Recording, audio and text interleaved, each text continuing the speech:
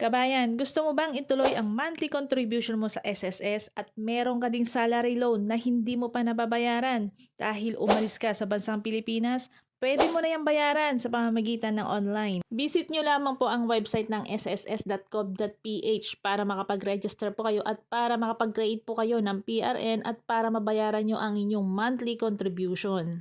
Magandang magkaroon tayo ng SSS lalo na pag ikaw ay isang OFW at pagdating ng araw hindi mo na kayang magtrabaho, maraming benepisyong naghihintay para sa'yo tulad ng sickness, disability, medical, retirement at saka maternity. Diyan po sa contribution, depende po yan kung magkano ang gusto nyong bayaran monthly. Ang pinakamababang monthly contribution ng isang OFW ay 1,200. At kung nakabayad ka na sa iyong contribution ng diretsong 12 months o kaya 1 year, pwede ka nang mag-loan. Kaya hanggat bata ka pa at kaya mo pang magtrabaho, hulugan mo ang iyong SSS para sa iyong kinabukasan at para sa iyong pagtanda. Sa panahon ngayon, lalo na sa bansang Pilipinas, marami tayong nakikitang may edad na pero nagtatrabaho pa. May mga magulang din na iniwan ng kanilang mga anak dahil may sarili na itong buhay at pamilya.